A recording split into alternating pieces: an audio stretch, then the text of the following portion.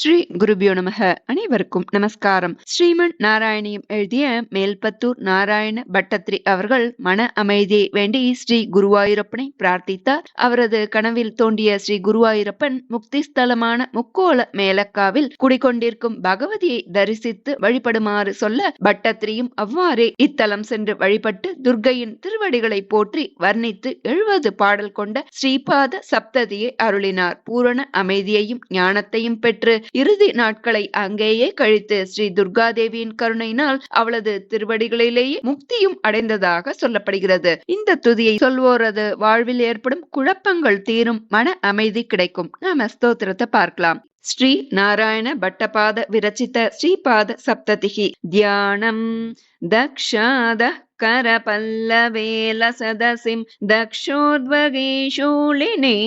वामोद्वे फलकोज्ज्वलां कटितटन्यस्तान्य हस्ताम्बुजां शूलाग्राहतकासरासुरशिरो निष्टां प्रकृष्टां सुरैके जुष्टामिष्टफलप्रदां भगवतीं मुक्तिस्थलस्तां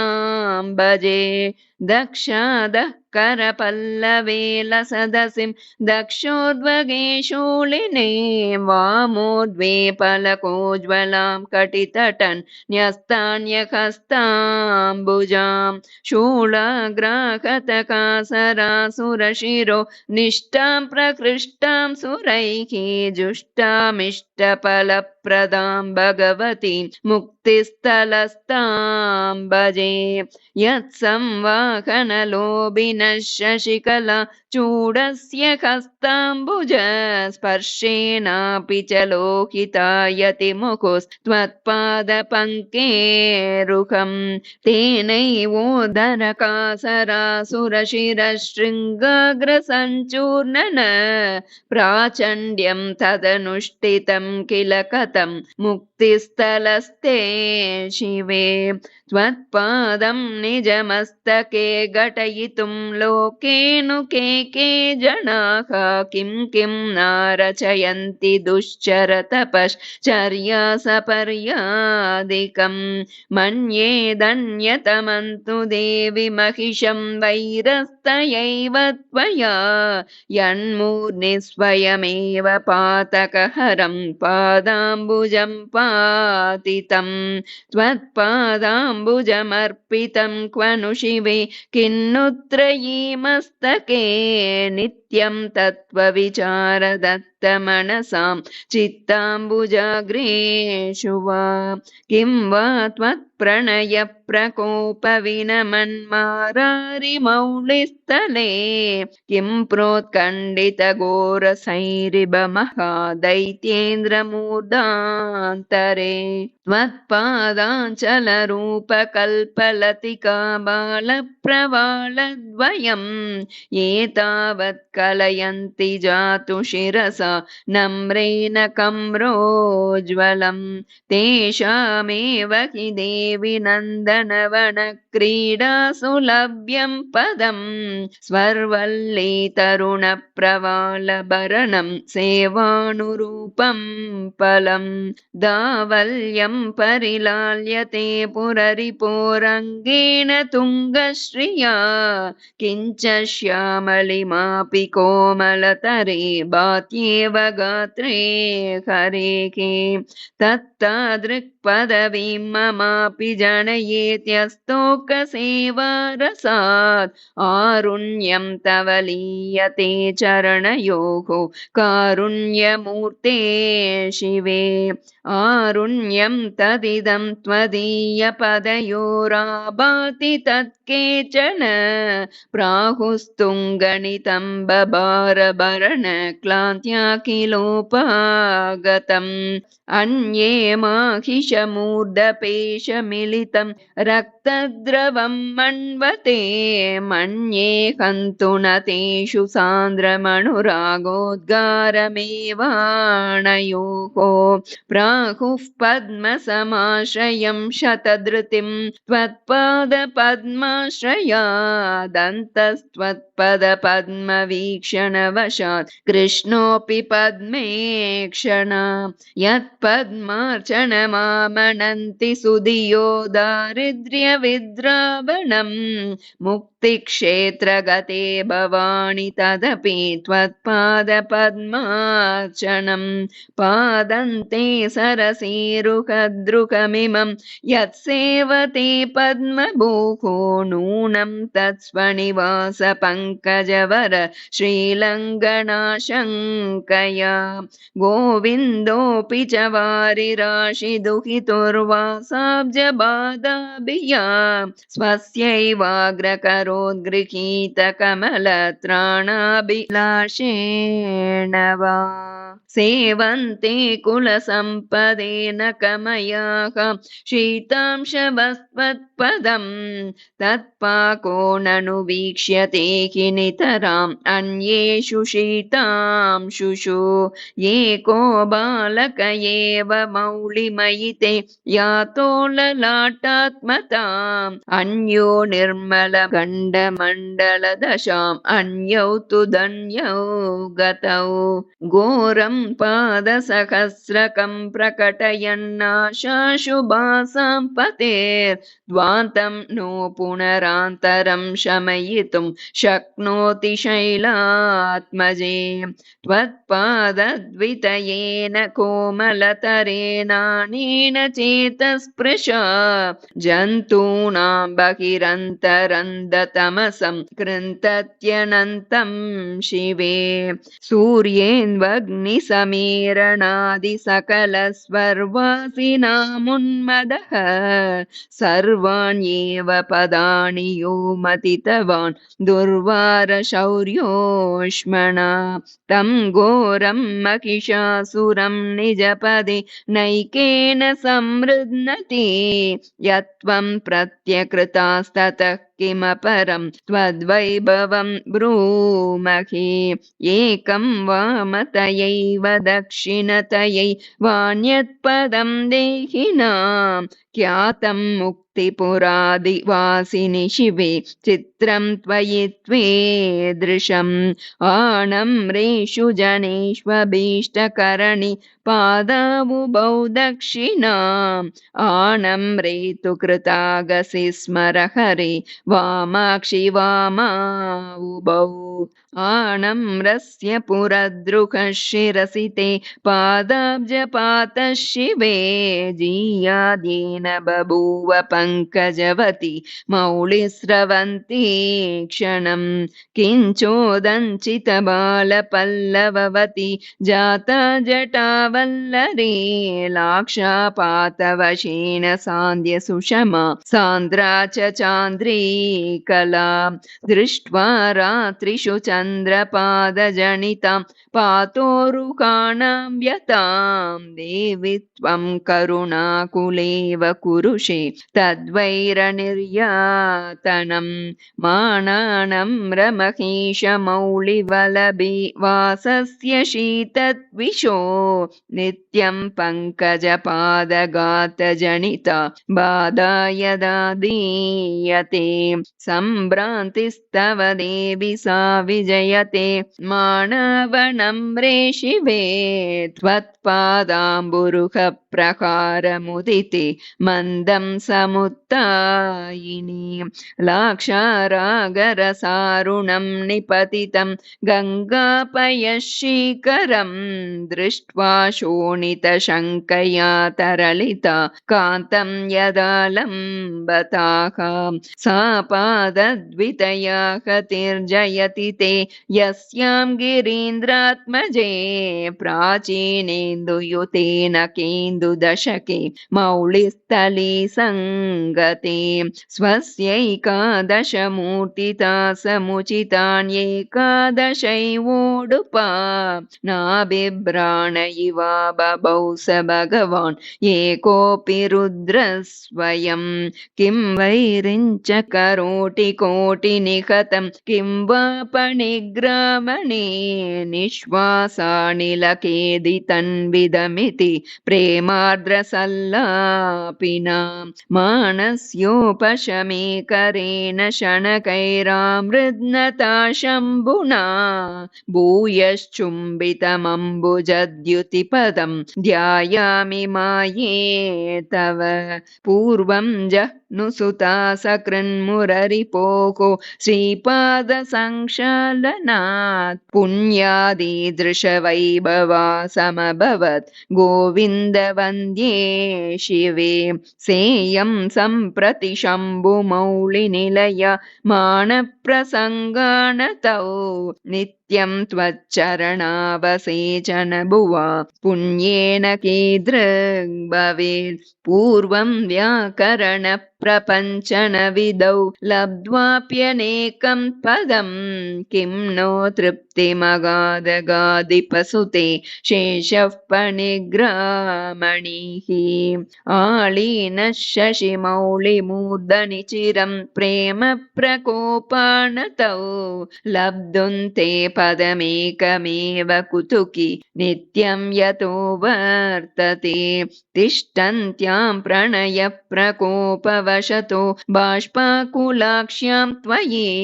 श्रीकण्ठेन कदर्पण प्रतिफलत् रूपे पुरोवर्तिनि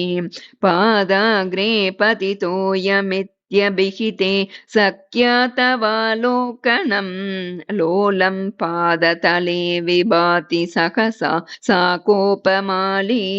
मुखे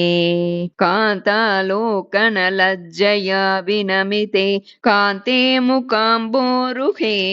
यासौ भूतलपातुकानयनयोः शोभा तवा भासते सा तावत् तरुणारुणाम्बुजयुगभ्रान्त्या त्वदङ्घ्रिद्वय प्रान्ते भाति मरन्दपाणकुतुक भ्रान्तेव भृङ्गावली किं ब्रूमः कुटिलात्मकोऽपि कबरि भारस्त्वदीय शिवे केली विश्लति तस्तनोति यदयं त्वत्पादसंस्पर्शनं तद्भूयः सुमनो गणादृतगुणस्त्वन्मौलिसंलाल्यतां दत्ते चित्रमसौ त्वदङ्घ्रिभजना किं केन नो लभ्यते रागद्वेषमुखा हि विभ्रमभरा नश्यन्ति विश्वेश्वरी त्वत्सङ्गादिति मुक्तिदेशनिलये मिथ्याजनैकत्यते उद्यद्वेषमुदारविभ्रमभरं गात्रं ददत्या त्वया रागोऽपि द्रियते दिकं चरणयोः शोणाम्बुजच्छाययोः देवि त्वत्पदसत्परागमनिशं मौलौ समाविव्रतां साधूनामपरागतैव भवतीत्याश्चर्यमास्तामिदं पादस्तेन करप्रभावलसितो जागर्ति सोऽयं पुनः चित्रं नाम करप्रभावलसितो दुष्टासुरं पिष्टवान् द्वत्वेन स्थितयोस्त्वदीयपदयोद्वैतं निरस्य स्फुटं कैवल्यप्रतिपादने कुशलता जातेति कोऽयं क्रमः किं वा युक्तिभिरत्र मुक्तिकरता व्यक्तैव ते पादयोः मुक्ता एव हि विस्फुरन्ति विमलास्तत्सङ्गिनो मीनकाः पादाग्रं तव कामदं सुरलता शाकाग्रमाचक्ष्मके जाता यत्र हिमालपल्लवरुचिस्वैरेव रागोदयैः उत्सर्पन्नकमण्डली सुशमय पुष्पालिरुत्पादिता सञ्जातालिनि निश्च मञ्जुलतरैर्मञ्जीरशिञ्जारवैः देवीयं तव सन्नतेशमकुटस्वर्लोककल्लोलिनी कल्लोलाहतिभिर्विशेषविमला जीयान्नकश्रेणिका यद्दावल्यमवाप्तुमाप्तकुतुकास्तो ये तपस्यन्त्यमे दीनः पेनकनाशमौक्तिकगणा शङ्काशङ्कामहे माने शम्भुशिरः प्रकारचरितं नैव त्वदिच्छाकृतं जाने देवि पदाब्जयोस्तु पुरजिन् मूर्ना विरोधादिदं ये ते पादनकांशुबद्धकलहाकां शीतांशुमन्दाकिनी भोगीन्द्राखिल शङ्करस्य शिरसा शङ्कां विना रक्षिताः देवि त्वच्चरणोज्ज्वलन्नकगृणी श्रेणीषु लीनो नमन्नाभाति स्फटिकाचलस्फुटतटी शायीव सायन्नटः हंसालीन इव स्वयं कमलभूः क्षीराब्धिशायीव च श्रीभर्तामगवापिनाकसरिति स्नायन्निवालक्ष्यते डोलाकेलिविदौ हिमाचलशिलादेशे समभ्याहतात् पादाग्रातवयानि यावकरस प्रस्यन्दनान्याम्बिके तान्यभ्यागतसुम्बसङ्गरभवत् रक्ताम्बुविस्तारणा बिन्दुक्षेपणिबाणि नन्ददमरि वन्द्यानि वन्दामहे डोलाकेलिषु यं हिमालयं शिलालग्नं वने वासिनो भक्त्या योगिवरास्त्रिपुण्ड्रकलिते लिम्पन्ति पालान्तरे यं सिद्धप्रमदा समेत्य तिलकं कुर्वन्ति नत्वा मुकुः तं दाक्षायणि ते कदानुपदयो ईक्षेयलाक्षारसं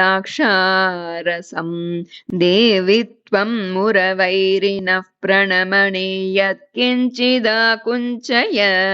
श्रीपादाम्बुजमन्यतास्य शिरसि त्वत्पादलाक्षाञ्चिते श्रीभूम्योरितरप्रणामकृतमित्यन्योन्यमाशङ्कया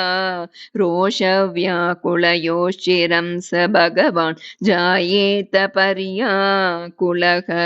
प्राहुद्वाहविदौ हिमाचलसदस्यश्मादिरोपाययन्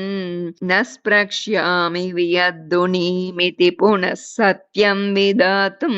च यत् दैत्योत्क्षेपणसाहसे विरचिते संवाहनार्थं च यत् तत्पादग्रहणत्रयं विजयति शर्वेण शर्वाणि ते सुम्बस्ते किल देवि रागकलके पादप्रकारोत्सवं लब्धुं काङ्क्षितवानुपायमिह कल्वज्ञो न विज्ञातवान् यद्यायोत्स्यत घोरमाहिषवपुर्धारी स वैरी ततः प्रागानिष्यत मूर्निकोमलरुचा पादारविन्देन ते आणम्रे गिरिशे पदप्रकरणे दत्ते भवत्यारुषा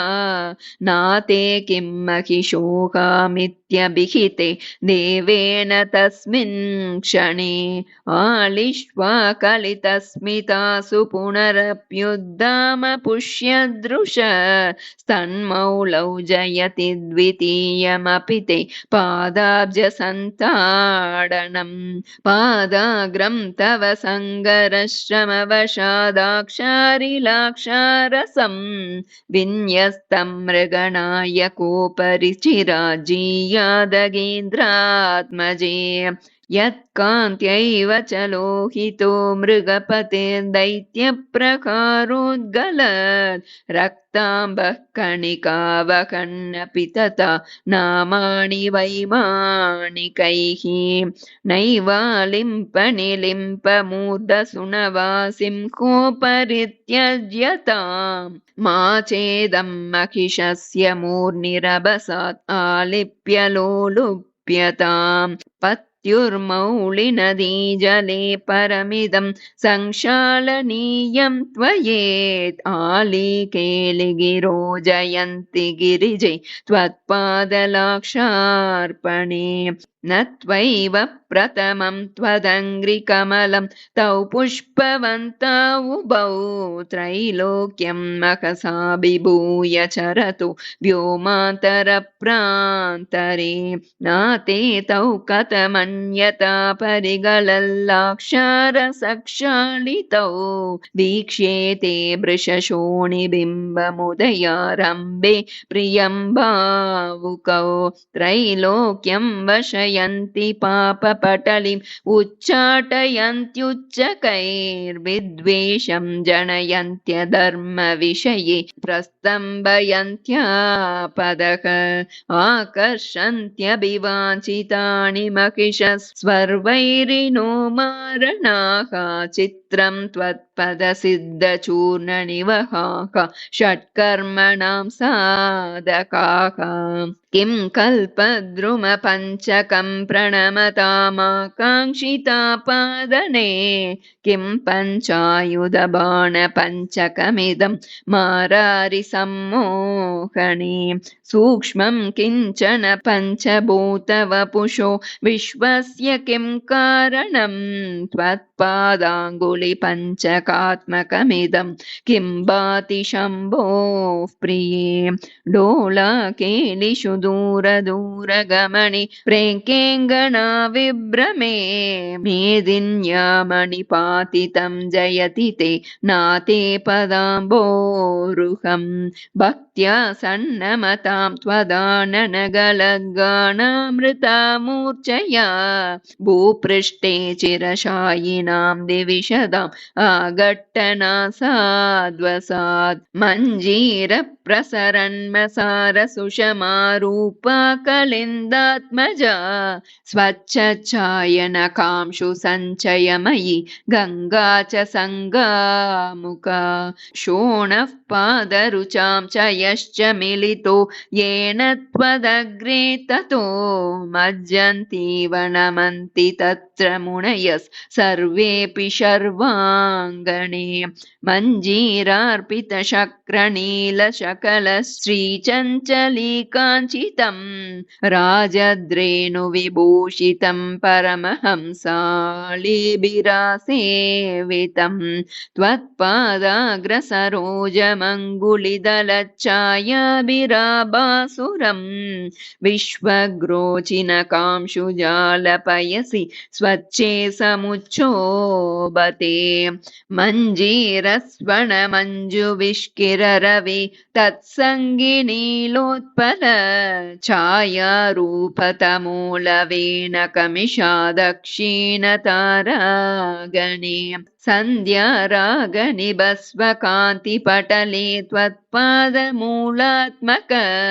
प्रत्यूषोपगमे हि देवि लभते लोकः प्रमोदोदयम् विद्यामुक्तिरमावधूषु नितरां कामातुरामाणवाः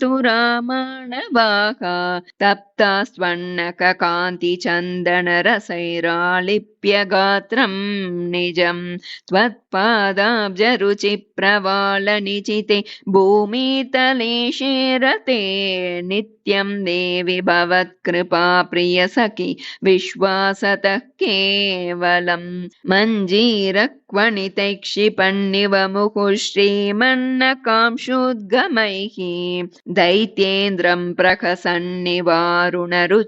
रुष्यन्निवास्मै भृशं धीरायां त्वयि निर्विकारमनसि त्वत् पाद एव स्फुटम्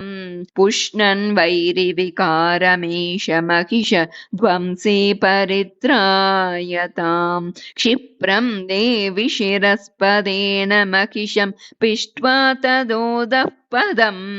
दित्सन्त्याम् त्वयि कण्ठभञ्जनभिया कण्ठीरविविद्रुते मेदिन्यामपि भीतिकम्पिततनौ प्रेमत्वराशालिना शर्वेणैव निजाङ्कसीम् निनिहितम् पादद्वयन्ते जयेत् पूर्वं देवि पदाम्बुजेन महिषप्रध्वंसनाभ्यासतः पश्चात् कुत्सितसुम्बदैत्यविजयोऽप्येवं कृतः किं त्वया नो चेद्भाति कथं कुसुम्बविजयी पादाब्जदेशोऽयमिति आलापे गिरिशस्य तद्विजयते मन्दस्मितं देवि ते बिभ्राणेन मनोज्ञयावकरसम्मञ्जुध्वनन्नूपुर श्लेषालङ्कृतिशालिना नखमणि जातप्रसाद श्रिया एकेनैव पदेन देवि महिषध्वंसे मकीयस्तरः श्लोकोऽयं रचितस्त्वयेति विबुधाः संश्लाघनं कुर्वते त्वं शम्भोर्महिषी भवस्य गसुते तेनोपहासायते दैत्यो यां महिषी भवन्नुपगतः सोऽयं कथं क्षम्यते इत्थं नूपुरनिस्वनैरिव वदन् पादस्त्वदीयोरुषा शस्त्रप्रग्रहणात् पुरैव महिषं पिष्णन् परित्रायताम् देव्या पङ्कषयोऽद्य कोऽपि महिषच्छद्ममकान् कण्टकः पादेनाहत इत्युदूढहसितं सख्या समावेदिते सद्यः कण्टकशालिना करतलेनासाद्य पादाम्बुजं गृह्णन्नार्तिविनोदनाय गिरिषु जीयात् प्रियस्ते शिवे त्वत्पादाङ्गुलिपल्लवैरगसुते देवि स्वयं पञ्चत्वयि पञ्चत्वं गमितो महासुर इति स्वात्मानुरूपं कृतम् एतैरेव नतो जनस्त्रिदशतां नीतो महेशः पुनः लक्षत्वं गमितः प्रसूनधनुषु विस्मापनं तद्वयं भ्रामं मागवनं च वाहनमको मन्दैर्गतैर्निन्दितं दावल्येन न कत्विषां विकसितो वाहोऽपि माहेश्वरः इत्थं वाहनवैरितां भजति ते पादस्ततो मन्महे कात्यायन यमुनान्यगानि महिष कार्तान्तवाह भ्रमात् सीमन्तप्रकरे सुरेन्द्रसुदृशां सिन्दूररेखात्मना माणिक्यद्युतिसंज्ञयैव मकुटि कोटिषु दैत्यद्रुहां शम्भोर्मूर्निजटाघटारुणरुचिव्याजेन पादप्रभैः ऐकाते परिणाममेति करुण मूर्ते गिरीन्द्रात्मजे नो केशः परमाश्रयः सुमनसां पादाब्जरेणुश्च ते नो मन्दारसिता परं स्मितरुचिर्मञ्जेरयोषद्वयी नो बाहुः कलकं समेत्य जयति त्वद्यानलीलाप्यसौ नो शुम्भत्तरलाक्षमाणनमिदं पादाम्बुजं चाम्बिके नाते तावकवाहसिंहचकितास्त्वत् त्वत्पादमूलेन ता नूनं बभ्रमुरभ्रमुप्रियमुख दिक्कुम्बिवीराश्चिरम् नो चेदेश कथं तदुन्नतशिरः सिन्दूरसन्दोहजो रागस्ते चरणाम्बुजे परिणमन्नद्यापि विद्योतते त्वत्पादोऽयमजाश्रितश्च रुचिरस्पर्शान्वितो योगिनाम् अन्तस्ताकृतिरोष्मभाक् च महिष प्रध्वंसनप्रक्रमे एवं कल्वकिलाक्षरात्मकममुं शैलेन्द्रकन्ये कथं भाषन्ते नतवर्गबन्धुमपवर्गालम्बनं वा जनाः उन्मीलन्नकमण्डली हिमकणः शोणप्रभागैरिकं बिभ्राणः परिशोभमानकटको भूयो वनैकाश्रयः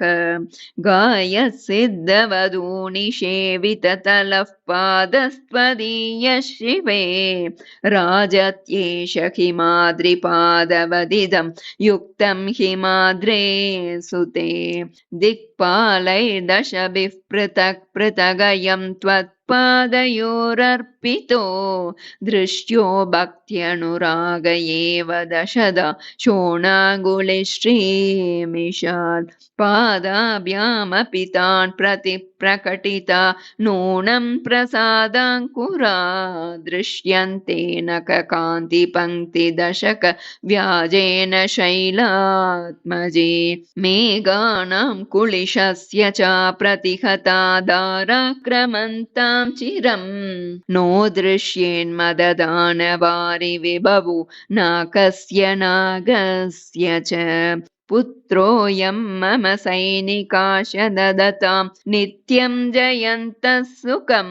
त्वत्पादाम्बुजपातिनः सुरपतिरित्तं जयन्त्यर्तनाः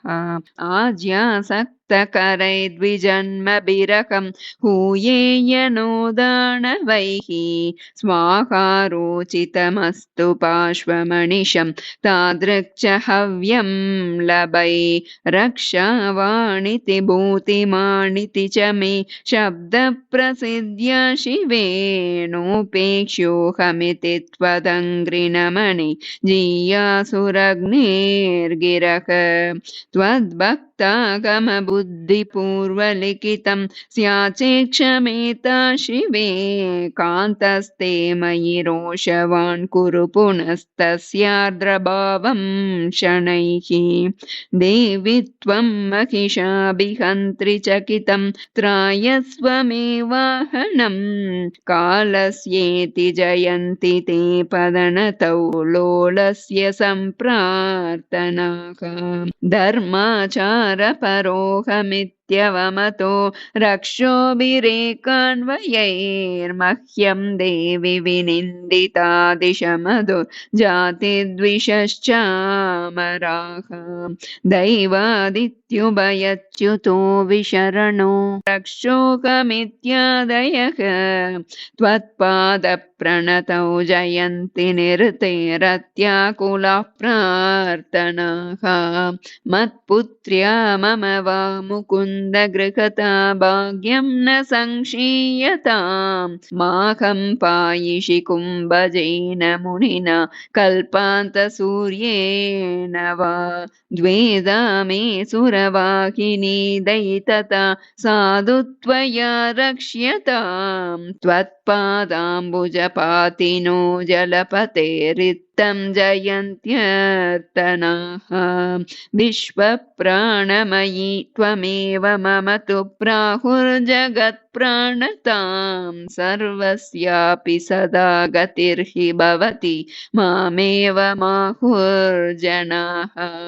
लज्जापादकमीदृशं जननि न किं कुर्महे पाहि माम् इत्येवं पवनस्य ते पदनतौ वाचो जयन्त्याकुलाः शङ्कोल्लासिगलोज्ज्वले समकरे पद्मेन कुन्दस्मिते पादागाधृतकच्छपे मुखमहापद्मे मुकुन्दाश्रिते इत्यस्मन्निदिगात्रिनीलनयनि चर्चात्मिके पाहि माम् इत्थं पादनति शिवे विजयति सख्युः कुबेरस्य ते सन्नामेषु भवत्पदाम्बुजनकच्चायां जटासङ्गिने गङ्गेत्यालिजना वदन्ति विततं मा भूर्मुदा कोपिनी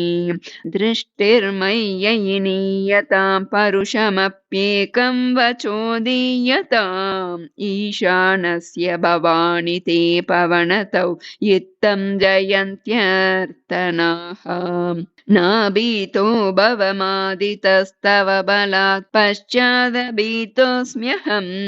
धैर्यक्षेण त्रिमुखीकृतोऽपि चतुरास्योऽहं तवैव स्तवैः त्वं विश्वात्मतयोपजन्यन पुनः स्रष्टारमाख्याहि माम् इत्थं देवि जयन्ति ते पदनतौ वाणीपतेर्वाणयः आशीरस्ति मुखे विडम्बयति मां भूयोऽपि चाशी स्पृहा भोगा सन्ति सहस्रदा पुनरहं भोगान् कथं प्रार्थये शेषोऽहं स्पृहयां यशेषसुखमित्येतच्च कासास्पदम् नाते चिन्तय सर्वमित्यहिपते स्वत्पादपातो जयेत् पार्वत्याः पदमत्र दृश्यमिति वा पादे भवत्वेन वा